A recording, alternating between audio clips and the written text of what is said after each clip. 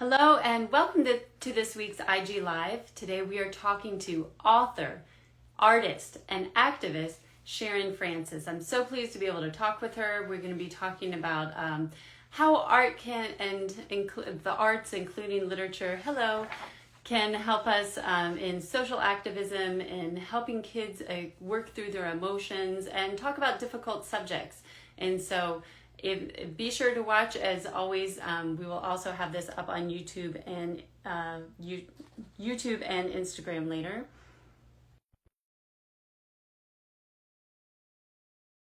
Yet.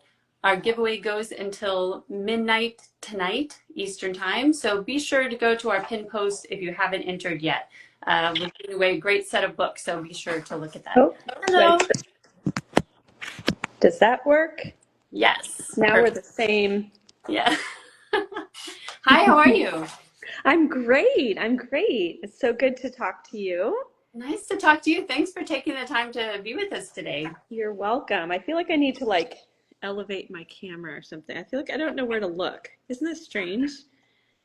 You know, I have found when we're doing this, if I look towards you, it somehow works okay. So if I look at you, it'll work okay. Yeah. Okay. Which perfect. makes it a lot easier for us too. I'm gonna see if I can also get I'm gonna move around a little bit. Okay. It's very live. Let's see if that's how they know this is live. So that's good. Yeah. And for those that are just joining us, if this is your first time watching, we do this every week. We get to interview an author, especially one that has diverse books for kids and teens, and we are trying to help promote them and raise awareness about them and give you the behind the scenes, the story behind the stories. So thank you all for joining us. Usually about this time, but watch for the announcements. Sometimes we change the time a little bit, but usually 2 p.m. Eastern. Yeah, you tell me. If I go over here, maybe I can get better lighting too. I'm just trying to mess with it because I see your lighting's great, but you have the pro lighting, so. I have a ring. I do have a ring light. Yeah, this is okay. That's all right. There we go. Okay, we'll just do it like that. Yeah, that's fine. Okay. Good. Well, why don't we go ahead and you can introduce yourself for those that don't know you. Sure. Tell us, how did you get started being an author and an artist? Absolutely. Well, so hi everybody. I'm Sharon Frances. Thank you so much for having me, Leanne. And I hope I remembered your name correctly. Oh, Leanna, that's fine. Leanna. Yes. Okay, great. Yeah. There's a reason I make art and write. It's because then I don't have to be in front of the camera very much. So it does make me feel a little nervous, but I think that, talking about what you focus on at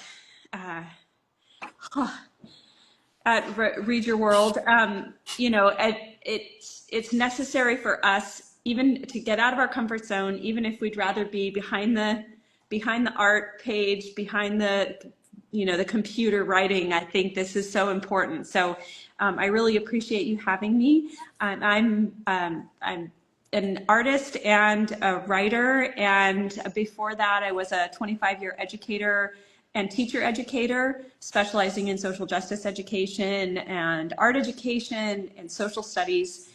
And after breast cancer, I'm sorry to interrupt you. I just know there's one person that commented that they didn't have any sound, and someone else said it's just fine.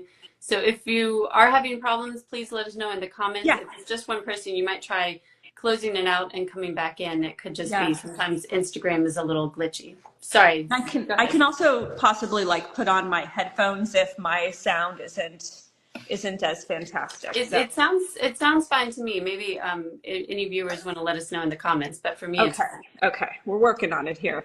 But sorry, I didn't mean to cut you off. No worries. No, so this is not my pro zone, so I'm working on it. And if you guys need something else, then let me know. Thanks for letting us know. Thanks, everybody. Absolutely. I'm thinking I do have this light that's not a ring light, but maybe it will create more light here. So, okay. So, I created this book, Ash and Feather.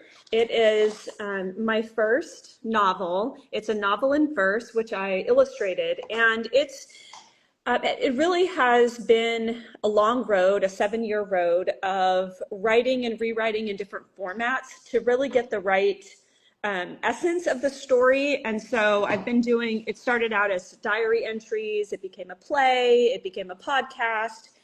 And then so it's been 7 years, basically, 6.5 years since I wrote it, which is also the same amount of time since I was diagnosed with breast cancer. So I was teaching for my career. I'm in my 50s now. And after breast cancer, I'm taking a medication that has caused chronic fatigue as well as depression and pain. And so it's really prevented me from working full-time as a teacher because it is a very labor-intensive job. Shout out to all the teachers who do hard, good, amazing, special work every day. It is very labor-intensive, not only on your heart and your mind, but also on your body, because you're really engaged with them,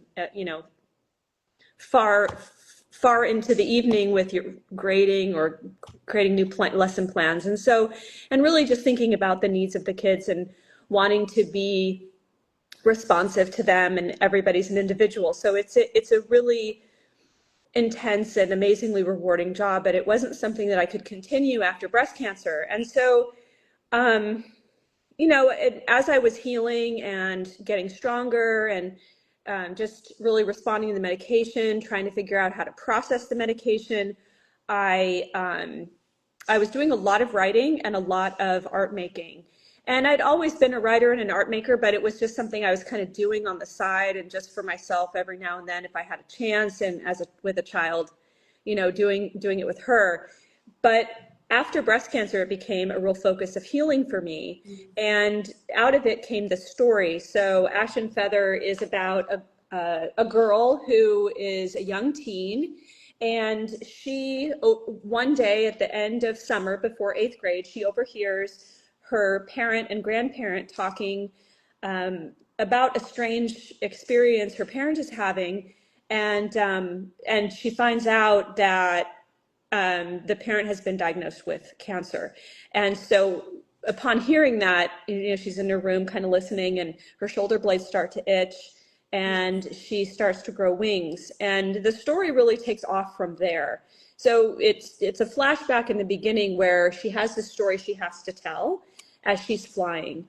And then we find out how that happened, how she grew wings. And it's through that experience of being a hybrid bird, human, as there are many cultures, stories throughout history, both written and oral, about the importance of animals to humans, humans to animals, and us embodying some characteristics of animals. For her, the bird became this source of flight when she needed to escape, and also joy when she was really just enjoying all aspects of living, which is a really important part of the book for me, is that we're not just our cancer, or we're not just our disease, just our disability. We as humans have this very rich, full life, and so I wanted to show that in her. So she just became this character that was a part of me that I knew I wanted to honor, but also she became someone that I wished I could have become much earlier in my life, when my father first had his cancer, and I was 7, and then his brain cancer happened the year before my breast cancer diagnosis. So he passed 3 days after I was diagnosed. So the story is very personal, but it's fiction. Obviously, I don't know, maybe you don't know if I'm a bird or not, but but it's very special to me because I envisioned a family that I didn't necessarily have as well. So it's even though it's about cancer, and this is something that happens a lot, people wonder, like, well, can I read it? I don't really know anyone with cancer, or I haven't had cancer myself, or would it be okay for my child to read about cancer? And a lot of books are about adversity, about a difficult time, especially for young teens and for kids. We all read about adversity because it's one of the things that inspires us, is that we can learn from other people and what they're going through, what their strategies are, how they, come to address adversity in their life, who's on their team, and also like the emotions that we have during adversity. We crave seeing how those can be expressed. And so for me, Cáncer is not the main character. Cáncer is an example of adversity and also of the diverse experiences that kids and families go through. I mean, it's the major disease that we live with in this world, unfortunately. And so it's something that absolutely touches, if not us, within the 6 degrees, it's happening. And also there's all kinds of traumas that families go through. So it's something that as a book, you're looking at it as a metaphor for any adversity.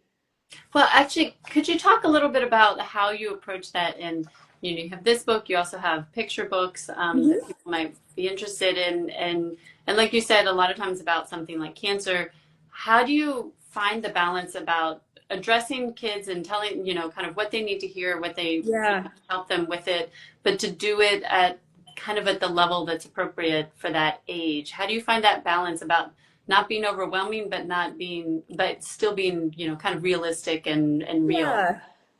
I mean, I think by 14, and I feel like I can say this with some confidence, like with Ash and Feather, kids have heard a lot, especially today. Like, I don't think as adults, we know, like I had to go in microfiche to do research, right? I was not looking on Instagram for my news, which is what I do now primarily. And then I go to news sites and I have podcasts and I feel and it's so at our fingertips, but I don't know what that would be like as a young person, right? So by the time you're 14, I feel like you've seen a lot in the world. And so for me, honest portrayal is very important. And the balance for me was about looking at the poems, because each poem has its own, maybe I can read one if people would like, but each poem has its own integrity as a concept, and then they build to tell the story, right? So if you've read like Brown Girl Dreaming or Karen Hess is like an early one, Out of the Dust, they're these beautiful stories and they're all in poetry, and it's an exciting way to get these bite-sized morsels of experience. It's easy to put down and pick back up because of that. And for me, the balance came with, as I was telling the story, and especially after, and I was going through the editing process, I really wanted to look, like, how does it feel? Does it feel heavy? Right? Because she's terrified her parents are going to die. Does it feel heavy? Well, sometimes we read stories about kids whose parents have been shot, or we read a story about a young, a teen that's been raped. I mean, these are real stories about real kids that have had real problems in their lives. And to be honest, they're like most of our kids have been impacted by really hard things. And our kids today are living through a genocide in Gaza.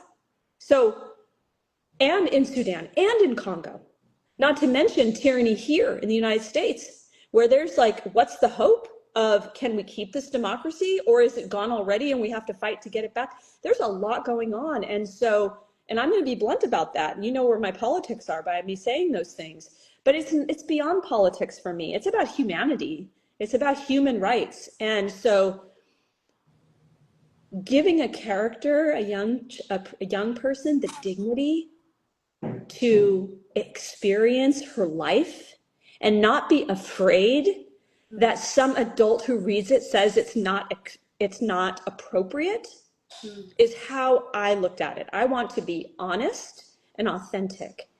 And I was an educator, I've been a parent, my child's 18, I've been through the gamut, I've loved children since I was a child, I always knew I would be a teacher, I always was the one who babysat all the relatives. I kind of have an understanding, like this instinctive understanding of developmental age, right? Right. So I remember being 14, and I knew that what I wanted was for her to have the opportunity to be, not just become, like, who is this person going to become, but just be in the moment of 14. And so I would kind of try to balance more of the feeling as a reader. Like, are you feeling like, is it too much?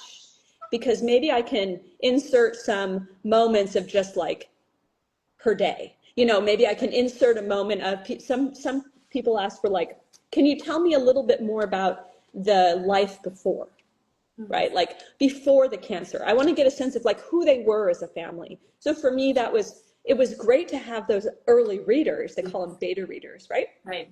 So great to have beta readers because I got so much feedback and I was able to say, okay, you want life before, now I can figure out where that goes, where it belongs in her story. When she remembers back as she's beginning to learn about the cancer, she remembers these times before because she's mourning the stop of that, right? Right. Yeah, and I know I also want to talk about the fact that Ash and Feathers explores queer identity as well. Yes. You've been such a passionate advocate for queer teens and kids, and have worked with, I know, the students, families, and educators for greater Yes. inclusivity in schools. So what role do books have in that kind of bigger picture of representation, inclusivity? What role can books like yours play in that kind of larger picture? Oh, absolutely. I really appreciate that question because it's, you know, again, if I look at the context we're living in right now, it would have been a different question when I started in teacher education and I was helping teachers to be able to live out like the laws of California, for example. Like you are allowed, and not only allowed, but like it's necessary to represent, you know, the people in our histories, in our lives, in our classrooms. And now we're up against, oh my gosh, there's so much book banning. There's this prevention of telling the actual stories. I saw that like on Trump's PBS that Christopher Columbus says that slavery was okay, you know, and like there's these lies, just these outright lies about lives, experiences. And so now it's not just about banning, but it's about like, I need to assert myself against the book banning, but also asserting the necessity of representation because our kids' lives are at risk, and especially queer kids. You know, the fact that they're rolling back all kinds of laws relating to safety around safety, women's health, girls' health, gender affirming care, the phone lines, the helplines that, you know, was being funded by the government and to support the Trevor Project if you're a queer youth and need help. All of that's just out the door. So then you have to think, well, these books become all the more important, right? Because it's not just about that these structural things exist, but we need to know that people see us and hear us. And so stories are one of the best ways to do that. Because when you read and you're like, oh, wait, that's kind of like me. Then you feel like you're not alone. So there's that piece, but also like that your autonomous being is being like recognized as important and valid. And that's so important as we're growing up. It's important for all of us every day, especially if we come from trauma as children, then as adults. You know, I recommend like read stories about kids as an adult. Like these stories help our inner child, that like, not in this like hokey whatever. No, what I mean is that we all have our child self inside of us, and that child needs to be heard. And so the stories, the importance of representation across diverse experiences, family dynamics, ethnicity, class, sexuality, ability and disability, body size, living from an immigrant family, living through a genocide. All of these stories are essential because they're all part of what comprises the fabric of humanity. And in my world, that's the richness of being alive. Yeah. So that's my, well, actually, I my wanted to ask passion. you It's my kind of a passion. related question because I know arts and creativity are so important for you. You know, you're a big advocate of them as a mental health practice, also as a form of resistance and protest. And for those that don't know, they should go to the link that you have in your bio, where you have all kinds of protest art, a lot of it available for free for people to use. And you create zines. Why are the arts such a powerful form of protest and resistance and also mental health? You know, for people, just that why is the act of creating so important? Well, you know, if there's one thing, and I don't know, maybe we've all found a few. If there's one thing that has come out of this horror show that we're living in right now, in my opinion, political horror show against humanity, it's that I have rediscovered the necessity of art in me to express my points of view and the ideas that help me to survive, that help nourish my mental health. And I very early on, when I was working on promoting the book on Ash and Feather, I was on a podcast that was done with two women who, I'm not sure that it's active right now, but it was called Being Ungovernable.